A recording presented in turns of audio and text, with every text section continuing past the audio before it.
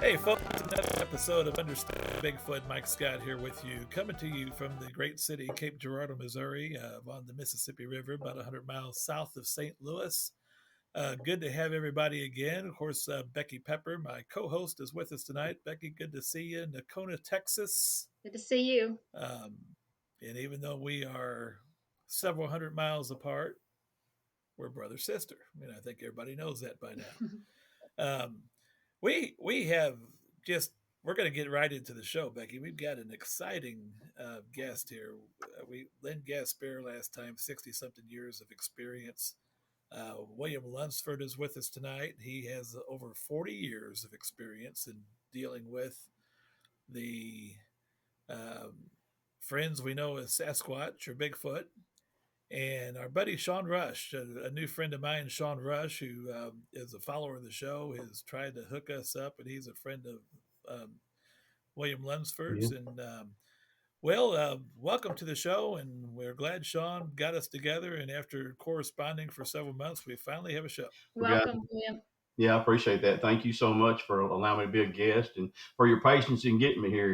With COVID and everything else kind of slowed things down, but I think we're on the tail end of that, so we're going to be on the mend. So again, thank you. I want to say thank you all to all our service people, our first responders, our policemen that take care of us, allow us to do what we get to do. So thank y'all for having me here, and thank you to all and all those who are listening.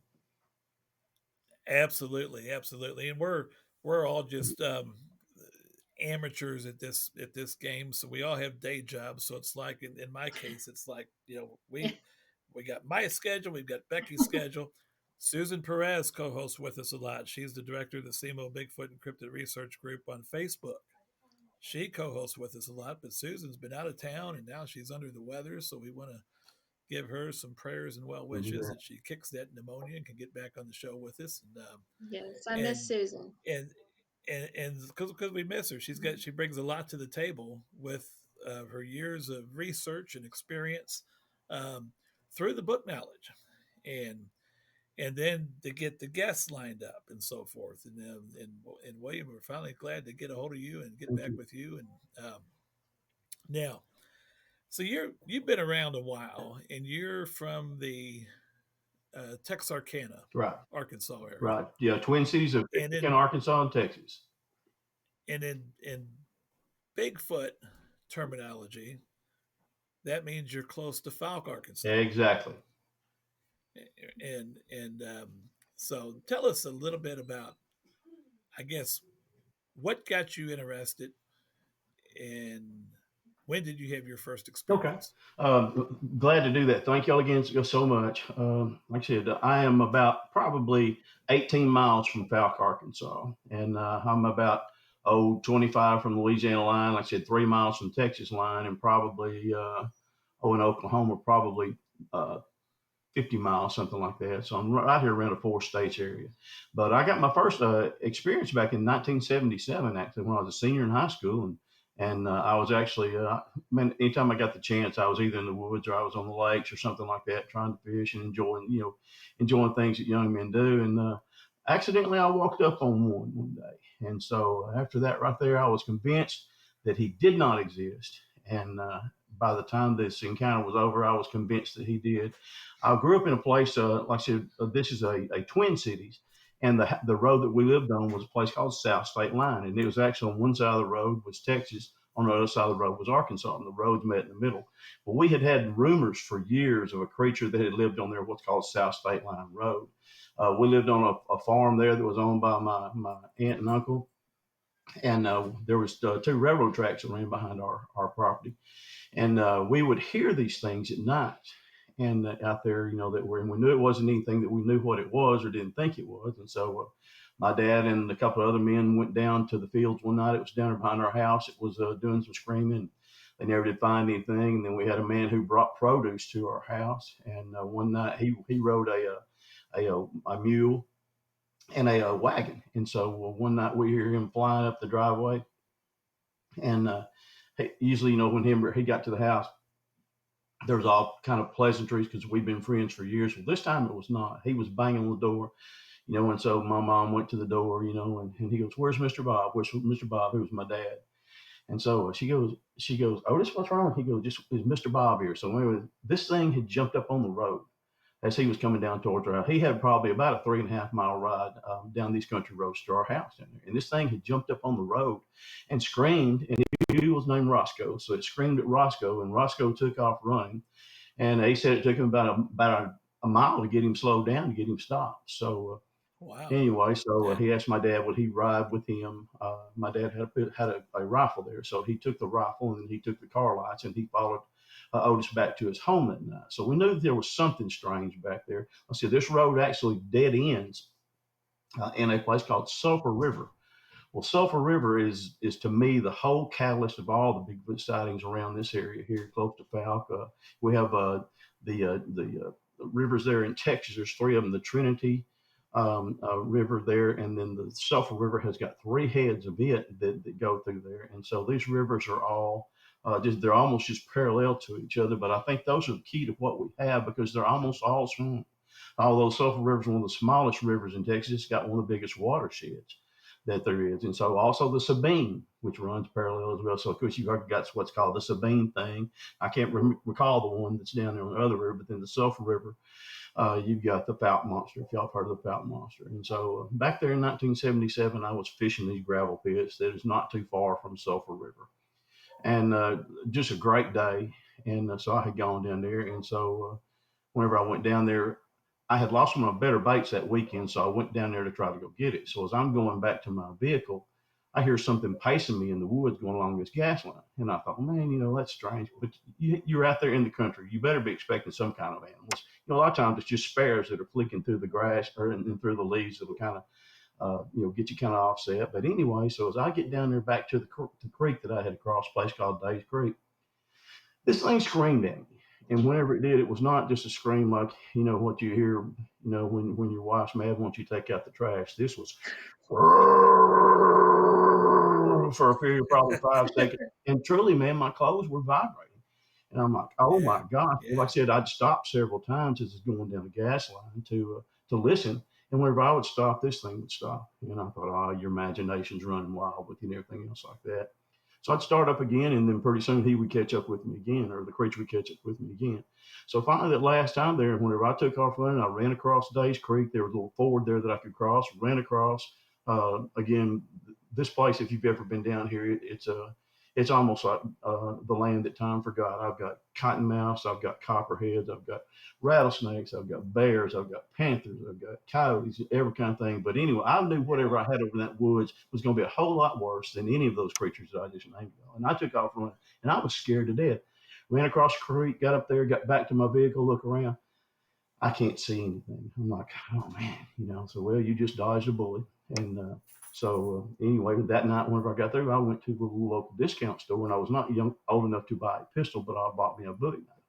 And so whenever I came back then to these gravel pits where I was fishing, I had my bowie knife with me. It was probably about a week and a half to 2 weeks later that I finally got to go back down there again. And so I was a teacher's aide for one of my coaches. I played football, and so he would give me the afternoons off once I get through grading paper. So I go back down there again, and man, I was in my element. You get me out in the woods. Had to walk probably a mile and a quarter before I ever got to my first gravel pit, and that was far enough off one of the Arkansas State highways, Arkansas Highway 237. And like I said, I was just there in my element because I really enjoyed fishing. I really enjoyed. You would see a lot of deer, you would see a lot of animals and things like that. So I had a place I had to cross called 4 Mile Creek, and the 4 Mile Creek you can still see it on the map there. And so as I got down there, just crossed 4 Mile Creek, pretty soon I was catching my first bass, and man, I was a happy camper. Well, I went down there where this gas line starts, and I started walking down then towards where I'd had the scream at me the week before, and I noticed this really bad smell. Well, I'd noticed the smell before that other week, but I just attributed it to roadkill because, bad things are going to happen to animals. Mother Nature's a cruel mistress, and about everything that eats, eats on the benefit of other creatures. And so I thought, oh well, this is something that's been killed, but it was so much different because it was so much stronger. So as I'm going down here to where place that we call the crossroads there, and I keep noticing that the smell gets worse and worse and worse. So I start to cross this gas line, and whenever I do, uh, you have I don't necessarily want to call it a sixth sense, but there's times you can tell when something's not right, you know.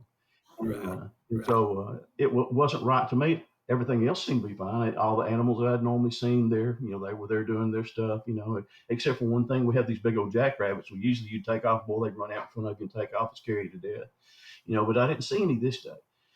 And so when I got down there, I went down to where the crossroads is there, and I was looking down. Normally I could look down there and I'd see the deer that were down there. And this is probably at twilight, so whatever time twilight was, this is probably about the first or second week in April. It was right after we'd had our high school track meet there. And so as I'm down there looking around, I'm like, and I wanted to keep walking because it was getting, like I said, about the time, but I thought, but you need to stay here for a minute. So I stopped and I looked around. And I thought, boy, you're acting silly. You're thinking about, a couple of weeks ago when whoever that was that screamed at you. So I about talked myself into crossing the gas line. And whenever I did, I looked over on the left hand side of the gas line. And there's a shadow over there. And the shadow's kind of hunkered down. Well, whenever I sit there and just stare and stare and stare, because I know it had never been there before. I tell people it's kind of like when my wife goes to the beauty parlor and something's different when she comes home, but you just don't know what it is. And so that's how it was. I had been there so many times, I knew something was different there. Well, about that time, this thing, whatever this shadow goes up, this shadow starts to stand up, and this shadow probably came to as it began to stand. It had a limb in front of its face there, and it began to lift this limb. Well, the limb got back to its normal place, about 6.5 foot. Whatever this creature is, which I know now was Bigfoot or the Fountain Monster, continues to stand up. And I'm like, oh my gosh, that's a bear. Well, he starts walking out of the brush and stands right in the middle of the road. And I'm like, that's not a bear. That's the first thing you think. Then the second thing you think Right. is, could it be a sloth? Well, we don't have sloths here in Arkansas. Well, the next thing you think is, could that be somebody playing a trick on me? Well, no, not when you're a mile and a half in the woods and it's hot like that, and you've got skeeters, you've got chiggers, you've got wasps, you've got everything else there is. So I knew it wasn't anything. So I just finally sit there and just started staring at it. And sure enough, this thing walks in front of me in the road, and it just sits there and it just kind of starts just teetering just back and forth from one foot to the other, and it's staring at me. And man, like I said, it was almost like he could read my mind, because he's like, "Don't come down here," and he's posturing towards me. He's not growling or anything else like that, but he's kind of letting me know this is my territory. You don't necessarily want to come down here. So I'm sitting there froze. I wanted to run at that time. I wanted to run, and I could not run. So finally, he starts walking back to where he was under this tree the first time where I had seen him, and he picks up the limb again, the same one. This creature appeared to be left-handed because he pulled it down to his face and skinned the leaves off of it. Sit right there and kind of chewed for a minute, and then he walked back out in the middle of the road. Again, starts this teetering like this, and I'm like, I'm fixing to die. And that's exactly what I thought. I thought, man, Lord, watch over my mom. Take care of her and let them find my body. But I think this is how I'm fixing to meet my maker. Well, man, I had the Bowie knife out, and of course, he was really impressed by that Bowie knife, as you can imagine. Yeah, I was gonna say a Bowie knife. You know, when you're So you said he kind of swaying back and Yeah, forth. and kind of just from one foot to the other, just kind of just back, almost like he's keeping a rhythm. Almost like if you see some people sometimes who are autistic, and they'll kind of keep that rhythm as they move. This thing just Right. back and forth, just like but We his eyes never moved off of me. So when he comes back out there that next time, I'm like, this is going to be it. Well, he sits there, and like I said, he's like, okay, you're not coming down here. I'm going down there. Well, he goes to take like 2 steps, but whenever he does, he takes on that first step and he wheels on that left leg, and he steps towards the woods. He takes those 2 more steps, as they're saying, and he's into the woods, and I can't hear him or I can't see him. And I'm wanting to, man, I'm already wanting to go. Like I said, I want to run, when this thing first started coming on. Well, I couldn't. Well, finally, I got control of myself to where I'm, you better get the heck out of here, because you're getting a reprieve. Well, I was a good swimmer. I was going to dive into one of these gravel pits and just swim underwater and try to get away if I could. So that was my brilliant plan. But then once I started running, I also ran the mile in track in high school. And so once I started running, I thought, well, we better just continue on this mile. That's a pretty good mile. I ran So you're a pretty fast runner. I had run a 4:45 mile, which for me, I was getting ready to play college football, and so I was pretty heavy. I was about 240 about that time, about 6'2" and 240, but I was really in good shape. But man, I took off running, and when I did, I just kept on running. I had a rod and reel, and I had a tackle box, and I had my knife there in my hand, and I took off, and I'm steadily just looking over my shoulder like this, here, just know he's going to come catch me. And so again, I'm planning, where am I going to dive off? Where am I going to dive off? Where am I going to dive off? Well, he's not behind me. I get to where I turn on this other road to go to where my vehicle is. I jump over Days Creek like a steeplechase, rather than wading through it yeah. the way I had the first time, and I didn't even touch water. ran up the bank. It's an open field. I'm like, he's got me right here. There's nothing I can do about it. Well, man, I'm steadily looking around, still running. He's not there. Then I've got finally get across this. It used to be an old county landfill. When I get to one more road there, and it's covered with a canopy of trees, and it's just really dark. I'm like, he'll get me right here. So I get to this the gate that I had parked at. I actually threw my tackle across the gate, and I dove through the gate. It was a metal bar gate. I dove through the gate, came up, already had my keys in my hand, jumped up. Thank goodness, man, I got the key into the hole, hit the mark, jumped in there right quick, turned on the vehicle, and I'm sitting there just trying to collect myself. And I realize I'm crying, I'm hyperventilating, I can't think straight. And then I looked out there and I saw that my tackle was still out there. So I thought, man, what I do? I didn't see him, and I was a real poor kid, and that was really, really nice rod and reel. It was given to somebody, given to me by somebody who was really, really special. So I pulled up there, got it, threw it in the pasture side, and I took off towards Texarkana, which is probably about 13 miles at that time. Well, man, the thing I was thinking was, if this thing steps out in front of me on the road back to Texarkana, I'm going to wreck, because I was just still that. I mean, I was still just, I was constantly just wipe my face because to get the tears out. I get back home, I leave my tackle in my vehicle. I go in there and I get to my mom's house there, and where I had grown up. And so I just fell down this recliner about like what I am right here, and just sit there and just kind of just took a deep breath. And she goes, "Boy, what is wrong with you?" And I said, "Mama, you're not going to believe me." And she goes, "What?" I said, "Mama, I saw the Fouke monster." Well, if you guys know anything about Bigfoot history, Fouke, back in 1971, there was a creature that made itself visible to the public. They call it the Fouke monster, Right. and it's like a Bigfoot type creature, and it is like a Bigfoot type creature because I've seen it several times since then. And so she goes, "You saw the Fouke monster?" I said, "Mama," I said, "I saw the Fouke monster." Again, I was just like I said, just hyperventilating, because you think, anybody that's going to believe you, it's going to be your parents.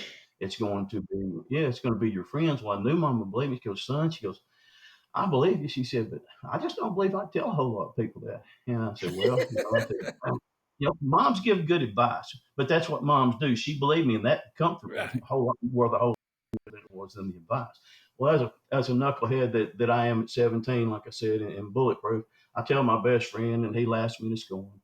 I tell my coach, who I was a teacher's aide for, he laughs me to scorn. He's like, "I've been working you too hard, hadn't you?" And so, good laugh like that. But anyway, I said, "No," I saw this thing. I said, I didn't believe it until I actually walked up on it and it started standing up. And like I said, I was thinking bear, I was thinking sloth again, I was thinking somebody messing with me, but then I didn't know what it was. There wasn't a pigeonhole where I could put this place in and to see this animal. So I'm sitting there, and again, I'm just blown all the way. And so I tried to go to the library. We only had probably about a month and a half of school left at that one. I tried to go to the library and look up what I could, see if what this thing possibly was. Well, there wasn't that much back in I was going to say, probably 1976. not much back then. There wasn't. My first memories of all that was Dennis the Menace. If y'all remember Dennis the Menace, they had a show called The Creature with the Big Feet, and so I looked that up and saw where it was copyrighted back in, I think, 1963. Well, Patterson Gimlin, if y'all know Patterson Gimlin, I know you do, didn't come out till 1967. Right. So and then Bluff Creek was like not Bluff Creek, but where the guy named the thing Bigfoot. Jerry Crews. Jerry Crews, that's it. 58. And 58. yeah, 1958. Yeah. So it's around that time. So this thing, like I said, with Dennis the Menace is after Jerry Crews, but it's before Patterson Gimlin. So I knew it was. Wasn't something I thought, well, heck, about this Dennis the Menace, that's just something to bring Hollywood, to bring it some fame. But it wasn't. And so, like I said, that was all there really was to do that. There was a book called Loch Ness. Let's see, Nessie and Bigfoot was what it's called. Nessie and Bigfoot. And so they were both in the same book right there. And so I read that as much as I could. I got to the library just every day, but again, didn't get to learn a whole lot.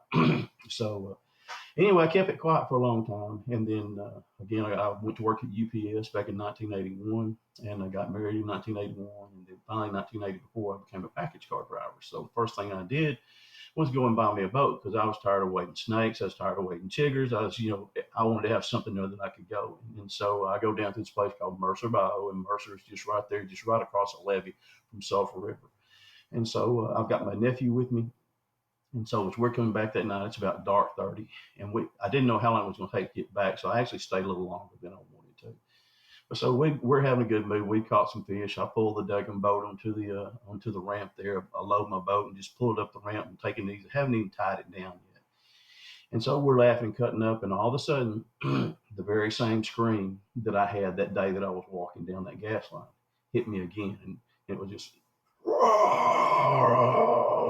My nephew turned white, and he was 8 years old at the time. And he goes, "William, what is that?" I said, "Chris, get in the car."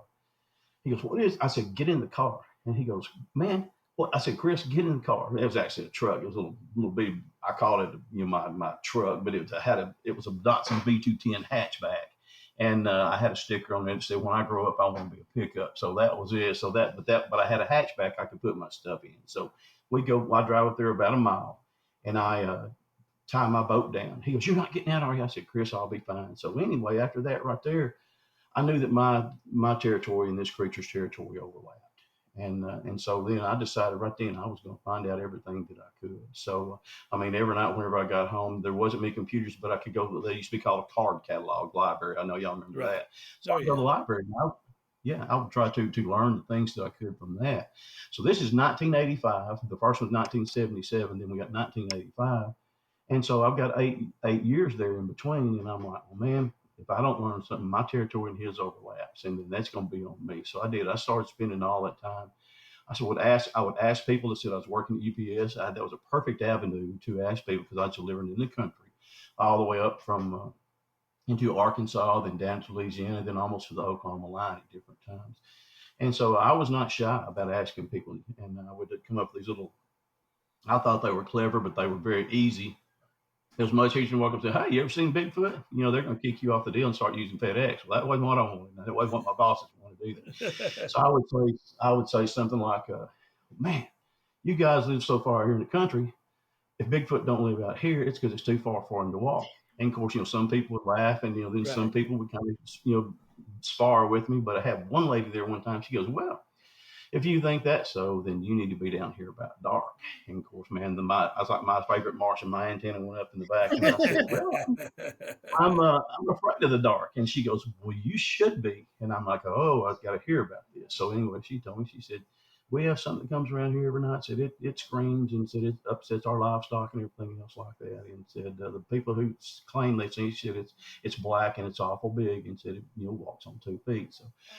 So anyway, when you get things like that, uh, then you start talking to people, and then you may strike out a whole lot, but every now and then you'll get somebody that will tell you a story, and this story they tell you here is going to add to the story that you learned right here, and then whatever they tell you there is going to add to. So pretty soon I kept records, and then what people tell. So I felt like a pretty good researcher, and I changed the way I did things, and at first when I came out after seeing that one, the first one I ever saw, it looked just like a gorilla. I'm not saying it's a gorilla. I don't know what it was, but it looked like a gorilla. Anybody had ever heard said the thing looked like a gorilla. The same thing with the Vought Monster reports. It looked like a gorilla. And so I had one lady, except one time there, she it was during the summertime, and I came into the store to get me a drink, and I was in that UPS truck, and I was dusty, and she goes, "Boy, you look horrible. You look miserable." I said, "I am." I said, "I'm so hungry I could eat a werewolf hair and all." She goes, "Well, if that's the case, you need to come down to my place." And I said, "Oh, really?" I said, "A werewolf?" And she goes, "Well, maybe not a werewolf, but kind of like that creature over there in Falk." And I said, "Oh, really?" I said, "Well, tell me about it." I said, "Have you ever seen it?" And of course, I didn't tell her I was involved in anything else like that, or that was my hobby. And she goes, "Well, I've heard it because of about twice a year he comes up behind our place. I guess it was migratory, but it comes up." She said it scares my cows to death, and said it starts, howling and things. She said, "But some of my neighbors have seen it, and they said it looks, kind of like a werewolf or the creature from Falk." And so with that right there, uh, the other people I talked to, again, I went to the borderline right there, the Louisiana swamps right there, a place called Three States, where you can take 3 steps and you can be in all 3 states, just like that. Right. And so I would talk to them, and they would tell me, "Hey, there's things down here in these bayous. They're not just all stories." So I became really infatuated with it. But again, I became a better researcher. Well, then I would talk to people, and I should write down their stuff. And then I was in the woods all the time, and so I began to have a few more sightings in there. And so I said one thing led to another, and I did not. People have called me monkey chaser. It was not my intent to become a monkey chaser. It was not my intent to become a Bigfoot researcher, but I became so obsessed. And then I would hear these stories these other people would tell. And I'm like, oh my gosh. So, one thing led to another. So here I am, sitting here as a Bigfoot researcher since 1977, and I've been very successful at it, whether that's good or that's bad. But it's something that's a very, very real creature. Uh, and I've seen a bunch. I don't won't tell you just how many, because you'll think I'm lying to you. But the place we live here, like I said, I've got Texas, which has got the share Bigfoot. You've got Oklahoma, you've got Arkansas and Louisiana, and all those are swampy states. And so these creatures are definitely down here. And so I continue to research. Even now, I'm 63 years old, and I try to get in the woods about 5 days a week. And if I can, if not, I'm driving the roads. If it's raining, I'm driving the roads looking for tracks and things like that. And so I have become very, very, very impressed with these beings, because they're very, very smart. Uh, so far, I've been very lucky. I've only had two encounters that you could call aggressive. I've had one that would have been, but I got out of there real quick. And I don't know whether it was a young Sasquatch that was just kind of feeling his oats, or being kicked away from the pack, or whatever it is. But everything else has been really, really, really, really good. And I have several men that I have researched with for me are with me also, and my wife, she goes with me. She's very, very good. And so, we go down there, and the things we don't try to keep anything from any of us in that group right there. And man, these guys are not only are they good, they're good men. They're good outdoorsmen. They're good fishermen. One guy farms, and so the things you learn when you put all these things together, the things you learn from these guys, it's made me very, very fortunate to be able to have that quote team. None of us is a team leader. We're all out there when we can, but we also all get together and share what we've learned. And one of my buddies travels all over the United States as a buyer for Georgia Pacific. And no, I'm sorry, not Georgia Pacific. I can't remember the name of they've changed the name of the company now, but it's a timber company. And so anyway, he goes around, and so he picks up stories for us on that thing right there. Then my other buddy, he has his own timber company. My other buddy, as I said, he works at a welding place, and then also he does his own farming on the side right there. And then with me being retired, I've got the time to just go out there in the woods when I want to. My wife's very gracious to let me go. My son is a dentist, so he'll go with me as well. And like I said, just very, very fortunate to have that right there. But the area I live in, uh, rather than me think that I'm some kind of great Bigfoot hunter, it's has a whole lot to do with the fact that there's a lot of Bigfoot around this area. And it's because of the terrain. It's because of the food that we have. And so when you have that right there, you're going to be more successful. One of the keys to being a good Bigfoot researcher is being sure that you're researching some place where there's Bigfoot at, you know. And I tell people, they say, man, what do you do? Hey, there's several, podcasts. There's several people that have these uh, places where they have a ledger of all the counties, of all the states, of where the sightings have been and things like that. And I try to check those. I check them at least once a month, something like that, and then I'll write that down in my book right there. And so, again, you know that you're researching in an area where there is Bigfoot like that. But again, I have seen the Fouke monster several times. I've seen not just the Fouke monster. I found out pretty soon it was a Fouke monster, because all along the Sulphur River there from Commerce, almost Commerce, Texas, all the way down to Falcon, where the Sulphur River runs into the Red River. And a lot of people that I have met and have told me some of these stories, and it's not going to be the same creature, making a 150-mile jump from one end to the other, being seen on the same day. So it was a Fouke monster, and Right. so these creatures are here, and there's a breeding population. I have several pictures of babies, and like I said, I learned a lot that I wasn't stubborn or hard headed, but at first I thought, I was like everybody else, oh, they just all got the cone heads and everything. Well, they don't. Bigfoot, not it, all Bigfoot look alike. I've got Right. pictures of Bigfoot that have what we call them hanks. They've got kind of the pumpkin heads, the basketball heads. They've got the cone heads up there. We have some that are thin, some that are thick. They're all different colors and things like that. And so I've really learned a lot. And when you tell people that, they look at you like you said, like you're crazy. But I'm not. Like I said, this is a great area, and it's being able to find these creatures. We bait them in. We get a lot of pictures on game cameras, and this year I've gotten several pictures actually with my cell phone, me and one of my buddies, he came down from Alaska to visit. And so we were there at one of the areas we researched. Man, there's a 10.5 footer standing over there, standing right up, kind of mixed up in the branches of the tree, just sitting there looking at us. So we got a picture of that.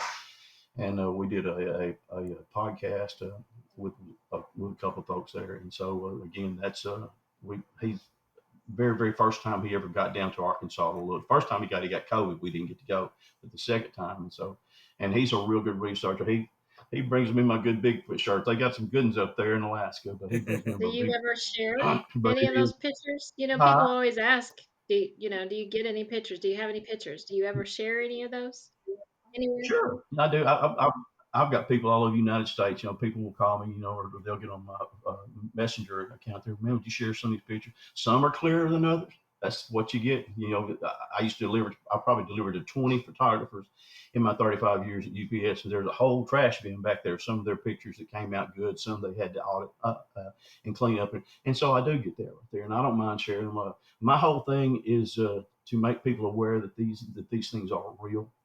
And we call them monsters as a rule because things that we people don't understand, we tend to classify as monsters. And I'm sure there's some out there, like I said, I've had two that were just really aggressive, and glad to be out of there. But I've got one up there at one place we go to that as soon as I leave, she walks up to where my truck was parked and looked around, and you'll find her tracks around where my vehicle was. My wife can go down there, and she has a really great call, and so she has this call, and so some of the ones will actually have little creatures on their shoulder right there in front of them. And she got the picture of mama and twins, and she got another one with mama and a baby. And so they tend to respond to her almost like mothers do. They have that bond, and so she's very good with that. And so these things they actually do. So we've got pictures of those. She got one that I said was one of the best I've ever seen. The one I got my buddy Daniel Becker there, the guy from Alaska. I mean, it's really good. And I've probably gotten from my game cams, and then this year I've probably gotten 10 to 15 with my cell phone, and that's really kind of unnerving because a lot of times I'm sitting there looking, I can hear them, rustling through the brush and stuff, and I'm looking. I'll turn around, look at something else, and turn back and look, and there they are right there. I'm sure a lot of times it's still either squatting down or else they're using the brush as a cover. But I do have the pictures, and everybody says, you hear these people on TV and all these shows that are out there to basically prove that Bigfoot is not real rather than real. Yeah. Well, it is, and that burns me up Well, because that that is true, and the the shows, and I probably got rekindled into this stuff through the shows, right, and but when I discovered them in my area close to my home, and 3 years ago, and then started, to me, like you, is the fascination. Hey, I got to learn more. I got to know more. I've got to know right, more. And I self learned that the secrets to better interactions were to do it the opposite way they're doing it on television. exactly, exactly. I mean, I was on the Finding Bigfoot show Yeah, that they had down here, Return to Boggy Creek, and I appreciate them for that. Because it gave me a little bit of exposure. But then it gave some exposure to other Bigfoot researchers that are like me that want to share their information. And so that was really a positive thing right there. I said, I'm not, there's no such thing as the $1 million picture. You used to hear about it when I was going, oh man, get that $1 million picture, right, Bigfoot, you ain't got to work again. It does not exist because once you get that, then they want you right. to get the video. They want you to get how come this video is grainy? And then all of a sudden, then you go, so it does not exist. But again, I was like you, it made it to where, like it was when I first saw the one, my mom said, I don't believe I tell a lot of people. Well, now I can tell a lot of people, and there's a lot of good folks out there that will share their stories with you. And a lot of them didn't make sense to me at first. I thought, so I just kind of followed back there and kept my own research going. And then all of a sudden, a little bit later on, I thought, hey, here's the very same situation this person here told me about. And so that's one thing that you find out. And that's one reason I never watched any podcasts until uh, probably 10 years, I guess, or 10 to 20 years, I guess, after I saw my first one down here because I wanted my research to be my own. But then you start talking to these other people. Yeah, this thing, man, I was just out here. I just on my tractor, just out there cutting the hay in my field, turn around and look, and there he stands there by a tree. Or one guy was telling me, he said, man, he said, I was up there changing my oil in my truck. And he said, just happened to look out there on the edge of the field. And there he is standing there, just looking at me. So you see this synchronicity in these reports of things are doing the same thing. So it's funny because, your show is called Understanding Bigfoot, but, sometimes I don't think we're going to understand them. They do what they do. Well, And then we will always have another show to do, right? Right. that's exactly right. And I'm hoping y'all will have me back sometime. I have just now getting back into the woods here after deer season. Like I said, kind of after that flu and COVID. And so I'm hoping to have some good news, some more good stuff to share with So folks. It's amazing, and I'll let Becky get their question, I have but a it's just question. amazing that you have all those just interactions, and of course you're where they're at.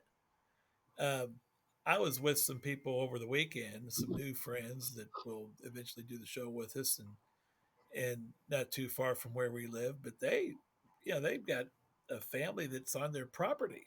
They have daily Exactly. interactions.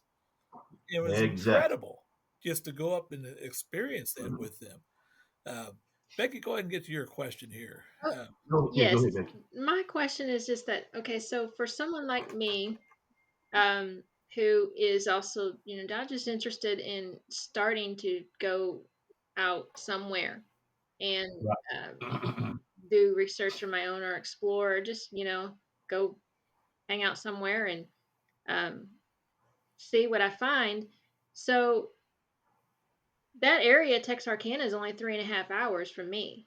So, and I don't Yep. know if you want to disclose any information, but where would you suggest would be the best place to start, or um, just someone, is there public ground, public area around there, park, anywhere? I'll tell you one thing that y'all are blessed with down there. I go through Nakona when we go skiing and stuff, driving down. I think it used to be Highway 82. I don't know, and we turn off there and we go down through there, going to New Mexico and going to California. I mean to Colorado and stuff like that. And there's a lot of Bigfoot down there where you are. But there's Uh, nowhere here. I what I mean, there's nowhere. Everyone has private property around here. Right, So exactly if I right. were, I'm just saying, like, I've been going other places, but is there anywhere around that area? Yeah, a lot of what I do is I'll, of course, Texas got some, national forests there. You've got some wildlife management areas. You've got, let's see, I can't remember what they call them. It's not like wildlife management areas, but it's, where all the game is and stuff. It's a game preserve. Hmm. And so using those game preserves also, uh, around my house, there are uh, 16 rivers that are within 60 miles of my house right there. And nearly every one of those has got sightings on them. And most of the sightings that I have had have come around rivers or creeks and stuff like Right. that. And so you'll find your creeks, the national forests, boat ramps, boat ramps. Where I was telling you about the Falcon Monster, the second encounter I had with my nephew was on a boat ramp right there at a place called Mercer Bayou. And then whenever my son and I started researching later on, he's a dentist, and so we would go back down to Mercer Bayou. We saw a mother and some twins right there. Me and my partner Stephen had saw a couple of Bigfoot down there, and then him and Reese, my son, saw a mom and two Bigfoot there. And like I said, around boat ramps. Anywhere that you have, it doesn't have to be, just a big will far back in the woods right there. If you got places like that, they're going to use those things for uh, food. There's people that throw their fish out on the bank and stuff like that. Bigfoot is curious about us. People think, oh no, Bigfoot don't want to have anything to do with us. That's not so. Bigfoot is very curious about us, and I think we're their entertainment. And I've had enough experiences to know that, like I said, when they're sitting there just looking at you, and then they'll do stuff to rattle you. We had one night there, December the 23rd in 2019. It's 23 degrees, and we were up there in the mountains, and went to the first time me and my buddy had ever researched together. And so we went to a clear cut up there, and so whenever we did, it was a place that I had found accidentally, and he had found accidentally. So we were both going to go to the same place, or both places. But we found out we were at the same place. So man, I knew something good was going to happen. And sure enough, that night we saw Mama and two babies walking across this Wow. field. And so he was able to video it on his phone. And also in this video that we have, you can see one that's just standing there. He's got the cone head, the big black eyes, you know, and everything like that right there. So, but it's a if you have any of those national forests there, like I said, the wildlife management areas, a lot of times what I'll do if I think there's some there, I'll park on the side of the road and get out. Calling the works. I'll do some calls, and they'll actually answer you back. Now I don't get on the people's property, you know, but it's bad enough that if you're trespassing, but if you actually call up a Bigfoot on their property, they're generally not too happy about it. Right. So I'll get on the side of the road there, and like I said, and I'll do some calling, and then I haven't done anything wrong. But I've actually, man, I mean, I've had them come there while my truck is sitting on the side of the road. I've had them come within 50 feet just inside that wood line there like that, and I generally use a barred owl call. Uh, they seem to answer a barred owl call really, really well. And you got the like that, and then at the end, then you get the real long drawn out deal. They answer that. I've actually the wounded rabbit call. You can get one of those at Academy or anything else. But in a UPS truck, you're bored all day long. So I practiced all my animal calls, and so all my animal calls I do from my own mouth. I don't do the other things like that. But man, you would be surprised just how they do. I've actually had a Bigfoot charge. I was down there doing a dog barking. And I found a couple of dogs even down there. They were dead, which really saddens me because I'm a dog lover. But I did my own forensics on these animals, and they, one of them had a broken neck, and the other one had a broken leg, like he'd been caught. And so I'm down there, and I'm not getting anything at all. And I thought, well, shoot, I'll just see. And so, what's doing my dog, do a good dog bark. Man, pretty soon you hear this thing. Probably 50 or 60 yards in the woods, walk around to see where we're at, see what we are, and then they take off. So things like that, they do answer the calls. And sometimes you have to use a different one. Sometimes you have to use a cocktail. You use 2 or 3 calls at the same time that you'll use, and then finally they'll give you an answer. And so, but two, I do spend a lot of time I don't just go once like what Mike said. I'll go about going in there and doing everything different from the TV shows. You don't go in there one night and expect to have a Bigfoot encounter. You may have one come around, but you're not going to have the success. You're not going to have the continued success or the consistent success that you're going to have if you get an area and you stay there. And so that's really a key right there. Again, they don't always answer to the same thing. Like I said, we bait them most of the time. It's candy bars, but every now and then, my buddy Steven is up there on his property right now, and he's baiting them up with deer carcasses. What kind of candy bars? Yeah. Hey, I tell you what, it's crazy. It's about like everybody else that we know. It's a Snickers bar starting out, and then a payday. Okay. I mean, hey, I get if anybody has any stock in Snickers, you can thank me if it's gone up because I'll generally buy two or three of the big old bags. It's a fun size, but still, big old bags, 50 or 60 or so, something like that. Do you unwrap them? Well, we did it first, and we thought, it's going to take this, and then finally, I said, my research partner Stephen he's got a sorted sense of humor like I'm having. So let's just see how smart they are, Stephen. He goes, okay. So we put it up there. Doesn't make any difference. You see your Snickers bar, pretty soon you're walking down the trail, and there's your paper thrown right there on the ground. There's the worst litter box. Yeah, I've got a question for you about Sure. You mentioned the dogs, Yeah. and I know I've talked to people firsthand who've had dogs killed by them. Yep. And I personally know somebody whose dog runs with them, is befriended by a couple people, and this weekend, the place we were at this weekend, they had a litter of kittens, and these kittens were about half grown, 8 of them, run outside, and we were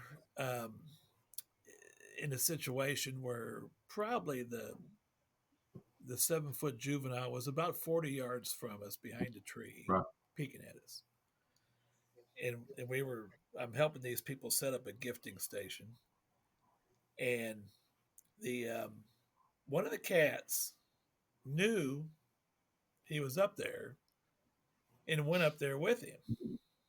Just, oh, he's going up to see him. That's his buddy. And gets up there and messes around, a couple circles around the tree, probably rubs on its leg a little bit, and then comes back to us. So they don't always kill these animals, but sometimes they do. I guess it's just a matter of, you know. Well, that one piece there, if y'all saw the Legend of Boggy Creek, the cat story in there where they come out and the cat's been scared to death was not true, according to the people I've talked to that knew the story behind that. Was the one part that was kind of added to it for effect. One of my best friends is a man named Keith Crabtree, and Keith actually played the creature in the movie The Legend of Boggy Okay. Creek, and he and I do a lot of shows together and stuff like that. And Keith can tell you stuff from the background, man. It's so amazing to listen to. I could sit there and listen to him as good long many times we've been friends and done that, and I could listen to him every day whenever he gets to talking, but he'll tell you the stories like that.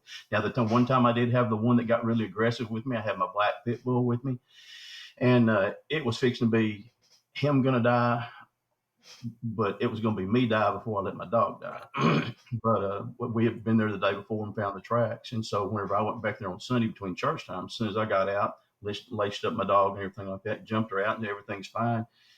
We get out and we make maybe 10 to 20 steps out of the truck, and all of a sudden this Bigfoot is up on this hill where we park, looking down like that, and we're there right off of the Sulphur River and right off again of Mercer Bayou, probably 8 to 10 miles into the woods, and all of a sudden he just the same things the other one did, just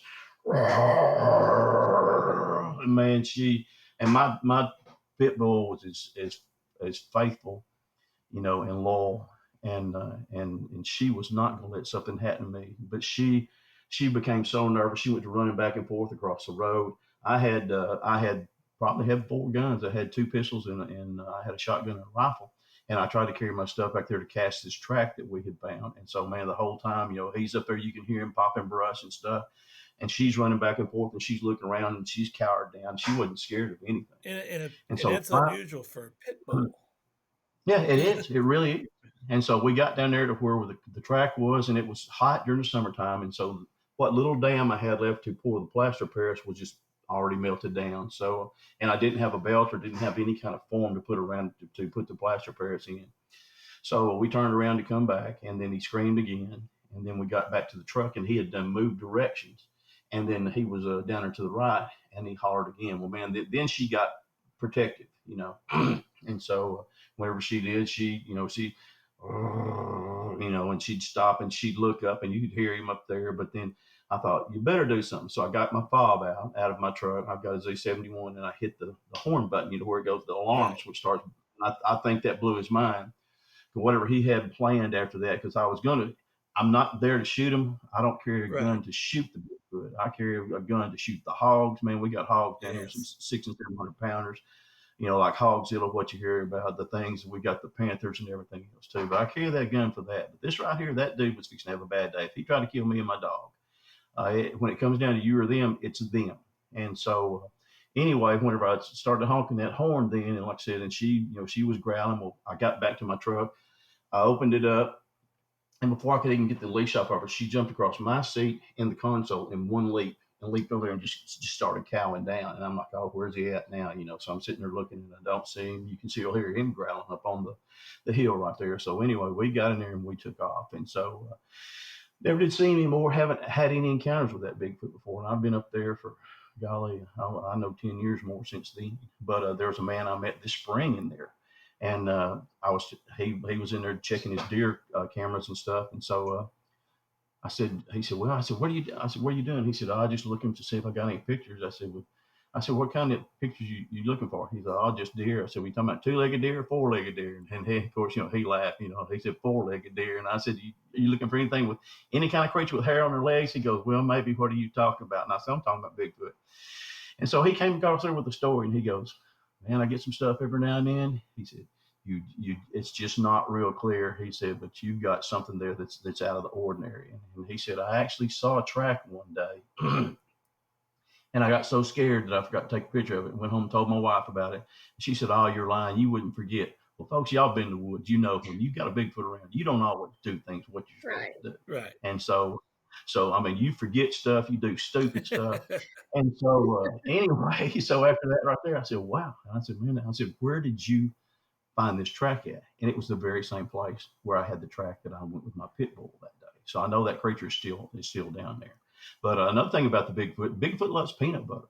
We would take jars of peanut butter and bury them. Our gift in place was a stump, had some pretty soft dirt around it, and we would dig it up and we would bury the peanut butter. We wouldn't even, at first we would open it up, and so they could get it. And then after that, we didn't open it anymore.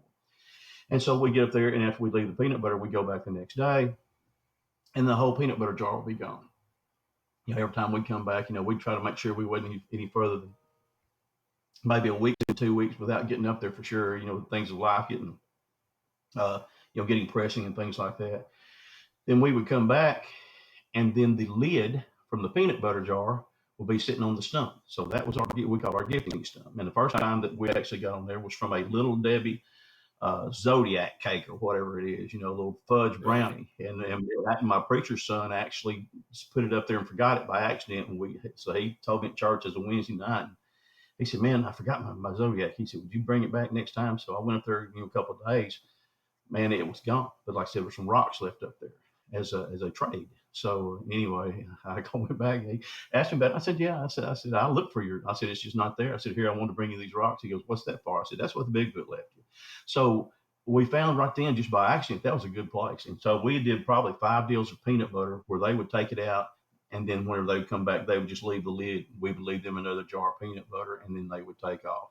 Again, it's like the peeling the Snickers. At first, we were opening it up so they could be sure they get the smell. And down here at Sulphur River, these suckers tend to like sardines. Okay. And more than anything. And we would take those, and we would barely just crack the top to where you could smell the liquid coming out of the sardines. And then we would try to find a limb, and we would put through that little loop just like that right there. And so one time, again, my son and I, we the same way. We decided we're going to see how smart he is. So we didn't crack it where the sauce would come out of there. We just kind of wedged it on there right quick, and it's up there where it's a big enough limb that a raccoon ain't going to snap it off or anything else like that. And it's about 9 foot up there. So whenever we come back, it was hilarious. There's the tub that he got the sardines out of, but then he had taken the top of the tub of the basin and put it right back onto the limb like that right there. And so, yeah, I mean, so they're really, really, really, really sharp, and that's the first time we had not done that. And we've actually taken some other things up there. We've actually taken I couldn't afford those pheromone chips, so we've made do with some different things that Mother Nature provides, and we've actually used some menstrual urine. And I don't mean that to sound crude or anything, but had a girl that she wanted a Bigfoot hunt, she was too afraid, and she said, "Have you ever used this?" And I said, "Well, no." And I said, "I've thought about it." And I said, "But I don't have any place to get that, and that's kind of hard to ask for." And she laughed, and I said, "You want to go with me?" And she goes, "No, no, no, no, no." She said, "But if I gave you some of that, would you try it?" And I said, "Sure." So we did. We went there, we put everything out. Even my wife was with me that day, and my son. And so we got everything set up. So we put that out before we left, and he and I went home, and then and she went with us. We come back about 4 hours later after we got through eating, and man, the woods looked like that a bomb had gone off. And that's what you would have thought, except the damage was just so extensive. Whatever it was made that thing so daggum mad. They'll build fences, and they'll put them across your trail. They'll take the trees and push them down. He pulled down 4 trees by the roots, with the roots sticking up like that right there. And so it made that joker just furious. So again, one of those things that you try, I'll do anything in the name of science and for Bigfoot hunting too. So that was kind of a first time deal, and haven't tried it again since. That's one you just, that lesson plan didn't work too well. We'll say in education, we're not going to do that one again. I would love to have brought him in to see him. We knew he was in there. We knew he was in this one patch of woods where we put it, but evidently it was strange, and he thought that he had an intruder in there, not the female, but probably another male that would be in there. Looked so, like I said, he got mad. Something about that just crossed him to where he was going to say, "Don't come back." And so that was really a pretty cool experience. And man, I've had them. We had a baseball bat that we're using for a knocking stick, and my son broke it. My son's extremely strong, and so he broke it on the handle. So we just left it there with some pears, and come back the next day. And the baseball bat, instead of where the barrel's on the ground and the handle is up, we come back. It's about 40 yards away from where we left it. And this time the handle's on the ground, the barrel's up, and the pears have been eaten, as well as some. This is not a joke. Slim Jims, actually, but we take, that's a pretty good snack to take in. That's the Sasquatch mascot, the Slim Jim, right? Man, it is. And we've actually had one we baited in with a cooked pork chop, and he took that pork chop and he left us a piece of bone that about probably 5 inches long that had been sharpened. And man, it was almost like you could use it Wow. almost to shave. So we've had some really strange experiences doing that. But these getting to explore these creatures, so I'm very fortunate to live where I live. And like I said, my research partners, if they ask me to do something, I do my best to do it. And in the same way, if I ask them, I had one day make me. I had a camera come up right there, and so I didn't check just took my SD card out and came on home, set a new one in. And so whenever I got in, I couldn't sleep. So it was about 2:30 in the morning, and I look in there, and here's a Bigfoot standing in front of my camera, and he's got in his right hand, he's got the camera over here like this, and in his left hand, he's got a Snickers bar just like this here, and he's looking at the camera from 3 to 4 feet away. And then there was another one behind it that looked to be uh, almost of the canine kind, the dog man type. But anyway, I called my buddy at 2 o'clock in the morning. I said, what time you going to work in the morning? And he generally gets out there about 5:30. And I said, I need you to meet me out there about 4:30. And he goes, why? I said, got another picture here I want to go look at. And I want to check my other camera because I didn't get it. And sure enough, it was that. But like I said, he'll do those kind of things. We do that. But that's what it takes to be good researchers. Sometimes you just kind of have to go outside the box, have to make yourself uncomfortable. But it's really the greatest thing in the world. Like I said, I like to bass fish, enjoy that. I've had this place at Mercer, man. A lot of people have come in there, and meet them back at the boat ramp. And one man and woman, they were down there screaming. So I went. I said, "What's wrong with y'all?" Oh, you know where you are? I said, "Yeah, don't you?" No, they don't. It looks so much alike. And so when I finally got ready to pull them out, take them back there, they said, we just didn't want to happen to us what happened to that guy last week. Well, man, there's this place in there called Mercer. There was a double murder down there this year. There's been murder before. There's been vehicles taken, people's cars shot. So I said, what happened? And I said, somebody get their car stole? She goes, no, this man was down here fishing, he says. And said he heard something coming through the brush right there, and said all of a sudden these two arms just go through the brush and pulls it back like a set of curtains. And she said a monkey face comes out. And so he's sitting there looking at that right there. And he said he gets about 5 to 6 seconds face to face. He's scared to death. Thing turns it loose, the brush pops back, and he takes off, and so does the man.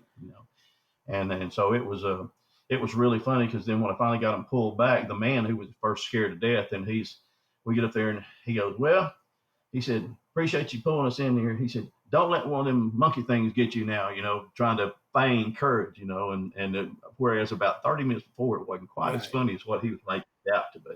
But there's been several scenes down there, like I said, from Let me people that ask are you a fishing. I saw question. my first. Sure. You mentioned the dog man, Yeah. and I don't know much about the dog man. Um, do you think the species is a variation of the Bigfoot, or it's its own separate species? Well, for whatever my opinion is worth, I think it's probably one of the top one, two, three, four, five, because it has a lot of features of the Bigfoot, but then it's got some features that are distinctly Right. its own. I've actually seen the Gugway You, down here, and the Gugway is kind of supposed to be really aggressive. And I saw him at about 40 yards, and he laid up on a log, and he was fixing to eat my oh, lunch, and that ain't okay. no So you've joke. had that kind of a similar type experience then with Right. And so, but I think, we all don't know, but from what I'm seeing, I tend to think they're all part of the same species. Now, if not, I also know that if you tell somebody here in Arkansas that Bigfoot is a monkey, they'll chew you up one side and down the other. But I also know this: there is a species of ape here in Arkansas. I don't know if it's Bigfoot, but it is there. I've got a picture of it. so so you, I've got one there where I'm the sorry, say the it again, please. character that they Mhm. call the Arkansas wood ape, that might be Right. different than the Bigfoot, It could or be. We don't know yeah, for sure. But the fact for one of them to exist at all, means the other one can right, exist too, right. and they could, Now, then they could be, kinfolks. But they're really there's one we got some up here. One place we researched there's several animals up here that have what we call the patty haircut. That's got the helmet okay, around there, and so then we got some again that's They've got the round head and stuff like that. But the I think it's all, in my own opinion, for whatever it's worth. And I don't know if we'll ever find out or not, but I think it's probably just a variation of the same species. It will be almost too coincidental for all of science to say, well, there's no such thing as American ape, and there's no such thing as Bigfoot, and then you've got these two things living side by side. And here's the funny part about it. The canine type Bigfoot that we have here, that some people are calling dogman or what you would call it, like I said, they tend to run with the Bigfoot down here, and have not so far, knock on wood, been aggressive with me or my research Okay. partner. And we actually walked up on one at probably, oh man, I couldn't tell you the exact distance. We didn't have a rangefinder or anything else like that, but they were coming out of the woods, and this one had three Bigfoot behind him walking up there. Man, whenever we come face to face, and for whatever the distance was, the Bigfoot squat down, the dogman stands there, and he just looks at us. He's about 7 foot tall. He's like a hyena, on legs, on Yeah. two legs, just real thick body like that. But then later on, and my buddy Steven, he got some pictures. He had his phone and I didn't. I was carrying the gun and carrying the cameras, and so he was able to get some pictures. When we went through the pictures later on, and there's a mama Bigfoot with a little juvenile Bigfoot in front of her walking down this doggone tree line, and then over here in the corner underneath a brush pile is another a smaller dogman up there. And so, but like I said, they tend to run together. Now, like folks, if they don't want to believe it, that's fine. That's your privilege. I'm not going to try to pull your leg, and I'm not going to try to make you believe. But what I'm telling you is the truth, and I think you can see that. Hopefully, you can see that Yeah, in my yeah, demeanor. Yes. You see, I don't that one bit. I have no experience in that realm of it, and I just, at first I I maybe dismissed it, and I thought, well, maybe it's a variation, maybe it's its own thing. The more, more credible people said, no, we've encountered, and so I know there's something to that. I got another question for you, and this is something that sure, you're a spiritual man as far as you yes, sir. and Becky. Myself the same way. We are believers and Christ followers, and Becky's husband is a minister at a church, and so Congratulations, um, unashamedly. and have you ever in your all your years of dealing with the Sasquatch, you hear people talk about maybe the supernatural side of it? I haven't witnessed that. But I'm new at this game. 3 years into it. Um, what's your educated opinion on that? I guess if you will. Well, if you'd asked me 10 seconds before I walked up on that one, he stood up out of that deal with that hand in front of there and lifted up that limb, I'd have told you we was all Yeah. crazy. But after that right there, I can't say that anymore. And so even if I suspect somebody's not telling the truth, just because I haven't experienced it doesn't mean it's not real, Yeah. and that's for sure. So I try to give them the same open mind that I hope that they would give to me, because some of my stuff sounds far fetched until you look on my cell phone and you start going through Oh, pictures. The tree structures these things can make, man, they can bend trees, the way 300 or 400 pounds, and they play them with them like a silly putty, yeah. and so And that's the the things. thing with the tree structures is that you can and on not one of my I was on somebody else's video about a year ago. Um, YouTube Sasquatch theory, um, our buddy Miguel, and we came across this tree structure, and I analyzed the tree. I analyzed the tree structure as to how it could not have been weather related or man Right, made. And right. a few people commented, "Well, that's a real good explanation and so forth." But but but but you when you go and examine them, not everything's Bigfoot, but when you start examining and eliminating those other possibilities, they've got some very creative artistic skills. And you can find them in a modern art museum, and the people coming to the modern art museum would be so Yes. impressed. And then you told them what happened, and then all of a sudden they said, "Well, you're a fool." Whereas 30 seconds before that, they were like, "Oh my gosh, that's beautiful, Yep. that's Right. beautiful." Yep. They have their own skill set that they can do, and I don't know if it's boredom. And I've seen some I don't tree know what it structures too, and is. just in different places in different states we've traveled, and even Yes, man. Well, I'll tell you one thing.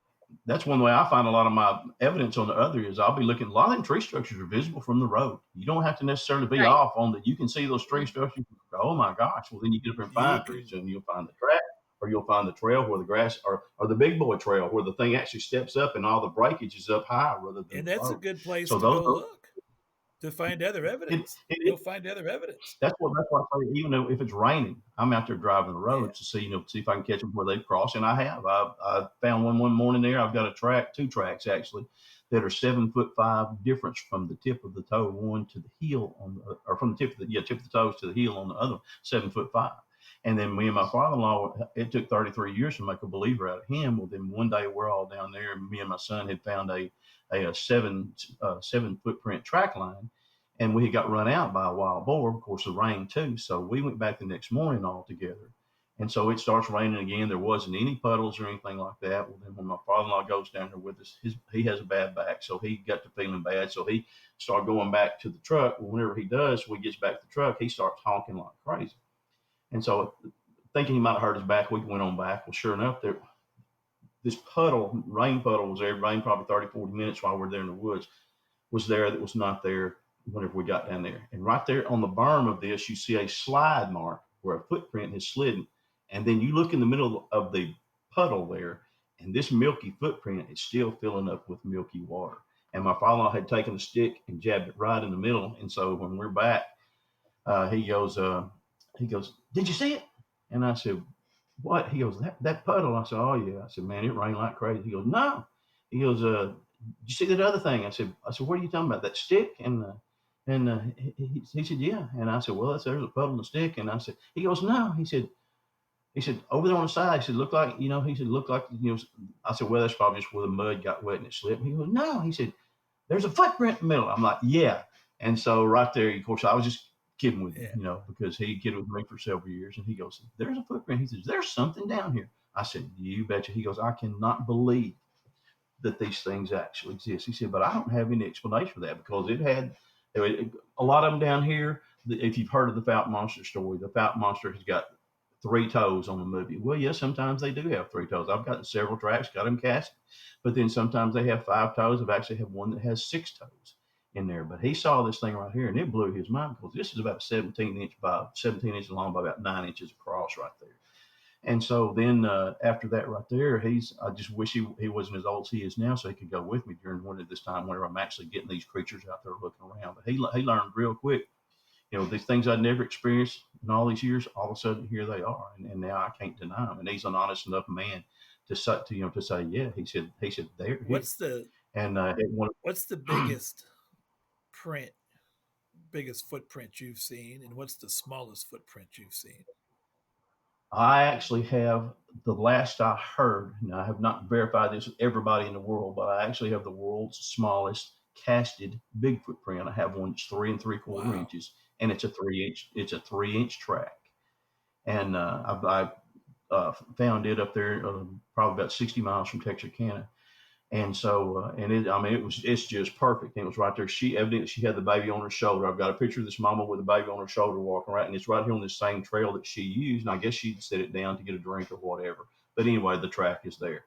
Now I have two tracks that I have found. I have found there were several from this creature that had 22-inch footprints, and there were several footprints there. I found them on two consecutive days up there, and it was with a creature that had 19-inch footprints. The 22 had 11 inch 11-inch wide. Generally, wide. it's about the length is about, that's about right. The ratio 11, half the double the width, and then you've got the length. And then I found one this year that I told y'all about, me and Daniel, when we were down there, and this one with the 10.5 footer, and this one has got a 22-inch footprint, and he's a whopper.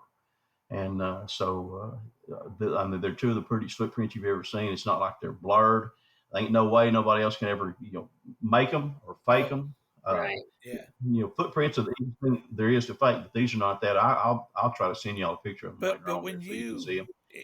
and for me it's about eight for the small and 24 for the large on the large side of it. Right. But when you see multiple size footprints, that shows an active breeding population.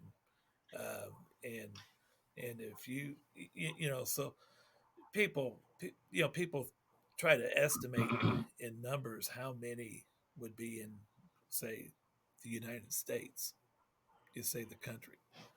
Um, and I don't know the exact number, but you're talking about thousands upon thousands upon thousands of them because they're And they're basing all that off of this false narrative that we got that all these creatures came from Washington and Oregon and California. Well, I do a lot of research on that just for my own benefit, and I at least once a week see if there's anything new that I could add or find. The very first Bigfoot sighting was found in Natchez, Mississippi, I think it was. And it was there's a thing you can look up. It's called Charlevoix, Louisiana, and he talks about this thing. It wasn't 1701, but I can't remember right now. It's I get so many facts running through my head. And like I said, I have taken this COVID medicine, so y'all forgive me for that right there. So I'm not have the recall that I normally do have, but anyway, but it's from a deal called Charlevoix, and you can look it up on your phone. And like I said, this one was back in the 1700s, and there was one in about the 1780s over there in South Carolina, and then in Milledgeville, Georgia, and then you go over there to Arkansas. Arkansas's first Bigfoot documented, and I'm talking about documented sighting, was in there before the Civil War. It was actually about they say it was 1849. It was documented, but it's actually about 1836, and that was before Arkansas, or 1834. I'm sorry, 1834. And that was before Arkansas ever right. became a state. But coincidentally, it was 40 miles from my house, and one place up there where I do some Bigfoot research. And so like I said, but everybody says, oh well, they came from Pacific Northwest. No, they may have had theirs, but that's not so. The first documented sightings were here in Central America, Central United States, Well, I'll say, and then they migrated both you've ways. had, I mean, you've got pockets of them everywhere, and the Daniel Boone wrote of Bigfoot experiences, and he was over, Kentucky and Yep. Carolinas. And then you've got Davy Crockett, two of our Right. frontier fathers. Davy Crockett had a Bigfoot sighting in Nacogdoches, Yeah. Texas. And so like I said, Daniel Boone called his a Yahoo, or Yahoo. yeah, I think it's Called it a Yahoo Yahoo. noise display. Yes.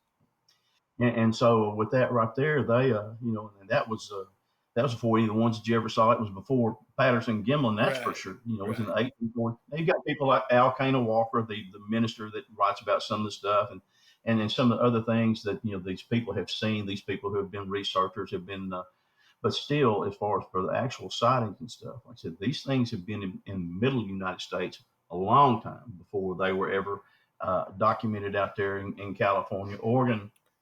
I think they're first about 1904 that I have seen, and I'm sure there's exceptions to the rule, but as a rule, this pattern holds true. These things aren't just something that that came to the West Coast and crossed the land bridge and came over here. That does.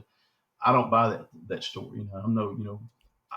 I appreciate science for what it sometimes is. But even the Bible talks about things of science and it's falsely called science. So things Well, that are not. yeah. We can have a whole show on science, and We should. especially the And things they try to consider science today compared to that. That's.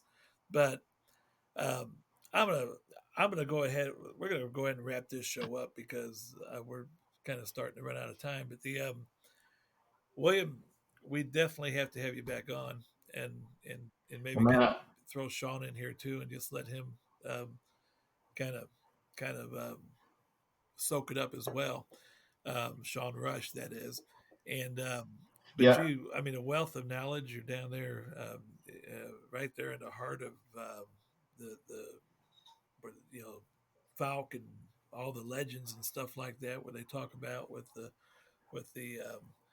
Boggy Creek movie and everything. But as well as many others, it's as real as we're all talking to each other right now, and we've experienced that.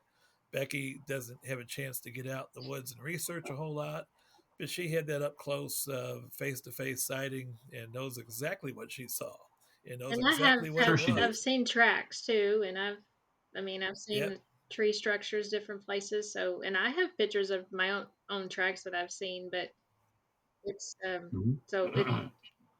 Was that no, around that was Kona? down in Glen Rose on the Brazos Okay, River. yeah.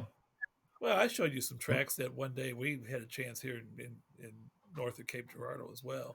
Yeah, and One I day, was there with you, and I saw them yeah, there too. and we don't get a chance to do that much because when we do see each other, it's a big family thing, and you got to do all that stuff, and you Yeah. can't just go out and leave everybody and be stuck up. There's a friend of mine from Missouri, a guy named Shane Carpenter. Shane's one of the best Bigfoot researchers I know. He was on the show there from Travel Channel not too long ago, as well as I was this Now year you were there. on the one. What We've was been it? around. These woods are haunted, or what is it? What These words is are that? The haunted, one you yeah. were on? And And right, and it was called "This Is How I'm Going to Die," and that's recalling that how that happened to me the first time when I was 17 so, years so old you when I was down mentioned there that he right swayed there. back and forth, and the first Right. time, and we just had a young lady on from over around Springfield, Missouri. Robin Robin. was on a few weeks ago, and her very Mm-hmm. first face-to-face sighting, it just swayed back and forth at her. And one of our veteran research buddies that's been on the show from up in the state of Washington said, if they sway, you sway with them. Well, it would have been Yeah, nice to know at the time, but that's if they want to call it, what looks like boxing to some is dancing to others. If he wants me to dance with him, yeah, I'm fine. yeah. As So far as that next time, sway goes. with him. And I've actually talked to our military people from up there around Fort Lewis, up there in Washington, that have had Bigfoot sightings. They're there, and the stupidest thing you could do is to invent a story on something that's going to bring you nothing but right, ridicule. I mean, that right, doesn't make good sense. But my story's never changed. It's never going to change, except for hopefully to have more sightings of these creatures because they are real, folks. I mean, why? You know, what kind of joy do they get in saying, "Oh, well, you're just a liar"? Man, I can get myself in more trouble doing more things than hunting right. Bigfoot, Right. and get and sound credible. But these things, like I said, whatever the beings are, some people, want to believe some of the whatever they want to call it, the woo factor and stuff. And I know some very very serious people that have had some more encounters that are a little bit different than the ones that I've had. But that doesn't mean that they're not true. That just means I haven't experienced it. And I'm just going to just keep my eyes open and not going to call anybody a storyteller. And I'm going because I mean, if you saw, like I said, if you saw where the one is standing where my truck was, that big female I was telling y'all about, I left like 15 minutes before my buddy was late.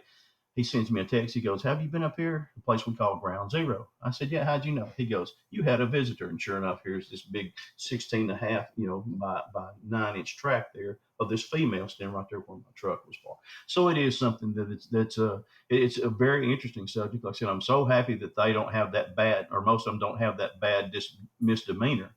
But I mean, a demeanor because I had one this October the 5th. I mean, August 5th this year, which was the day before my birthday, and then again here in October, not too long ago there, where had one right there where I was fishing that was on the riverbank over there. Man, he was growling and spitting wind, and I think they can control that smell that they have. That I said that's in. Sometimes I think that's a defense mechanism about like a skunk. Sometimes it may just be because what they've been eating or what they've been rolling in, but I think they can control that smell. And that smell went back and forth, and he,